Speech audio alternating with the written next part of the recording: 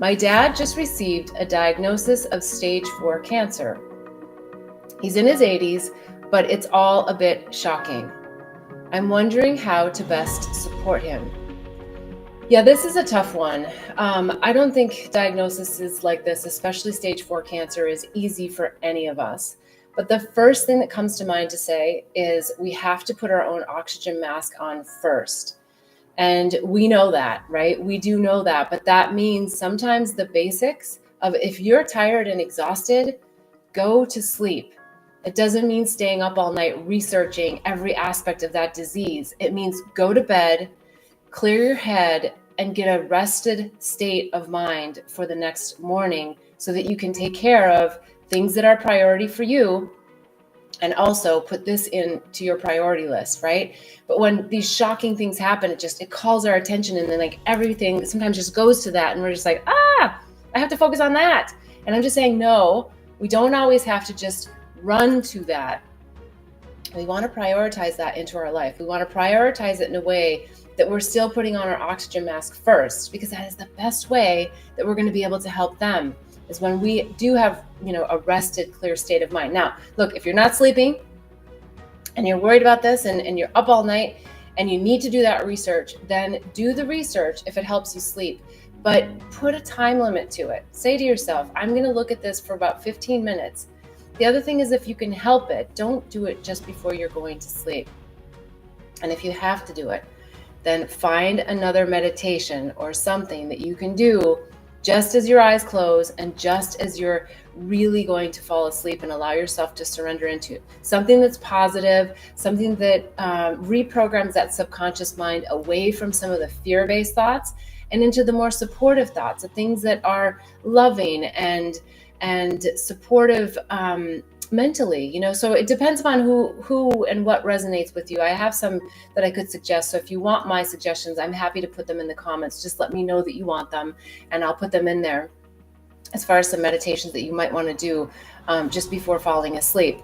Now, also, when you wake up in the morning, you may want to find some meditations that help get you on the right track, because what happens, that mind comes boom back online and you start thinking about all the problems from the day before. What I would recommend is that you start thinking about, what's the priorities of my day? Yeah, it might be my dad's health, but what are my priorities as well? And where am I going to fit this in? And how do I want to feel today? That's a big theme here, is how do I want to feel today? And I'm not saying that you can stop yourself from feeling some way. I'm not saying shove down a feeling about being shocked or sad or any of those things. I'm just saying that you also want to think about, how do I want to feel today? I want to feel supported. So maybe that means that you set aside time to call a friend that you know isn't going to be in the shock of it, but that's going to be in the very supportive angle of it. And maybe that means there's someone that you don't call.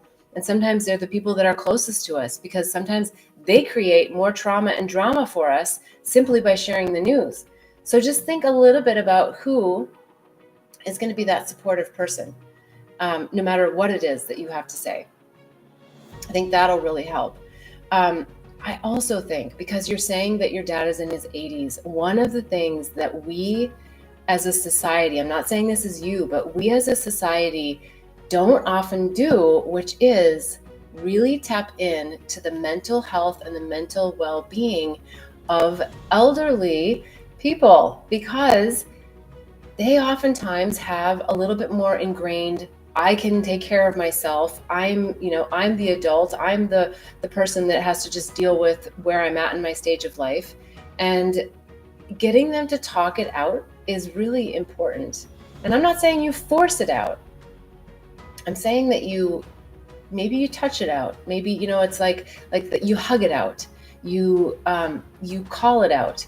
You touch base with them a little bit more frequently. Hey, just touching base. Right? Not like, hey, how do you feel every minute? No, but I'm just touching base. I just want to see what's in your thoughts today, Dad. What's going through your mind today? You don't always have to say, how do you feel?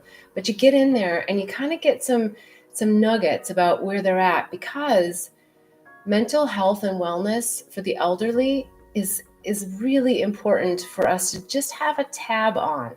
right? Just have an idea of where they're at, because oftentimes they're struggling more than we know. And I'm not saying we have to take on all of their emotions and feelings as our own. So there is some discernment there we need to have. But I would really just make a mental note to just be on the phone, send a little text, and find ways of asking questions that don't feel invasive, but that are a little bit more intimate, that aren't just about the diagnosis, the prognosis, what we need to do about it. How are we going to keep you alive longer? Like that's where we often go to. It's really about, well, let's talk about how we feel, because we know people people all the time get you've got 3 months to live, and the person can live for, 6 months, a year, 2 years, 5 years. Why? Because their mental attitude, because the support that they have, because the love that they feel, because the less fear that they have, that they're dealing with, right? So it reduces those cortisol levels. It allows them to feel more of the oxytocin, and allows them to really just sit with where they're at in their life. So yeah, I think, support yourself first. And when you're rested, and when you have a clear mind, and when you're taking care of the things that are really important to you, and your dad is right in there, then everything can be in a little bit more balance, even at some of the times when it's really chaotic. We don't have to just drop everything and make something else our entire life.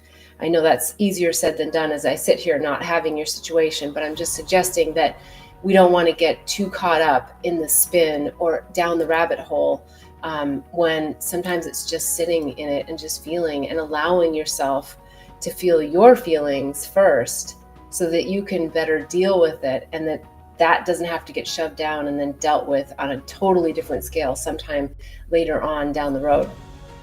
All right, I'd love to hear your thoughts on that. One last thing I would say is there's probably a lot of support networks for cancer patients, especially for that particular type of cancer, whatever it is.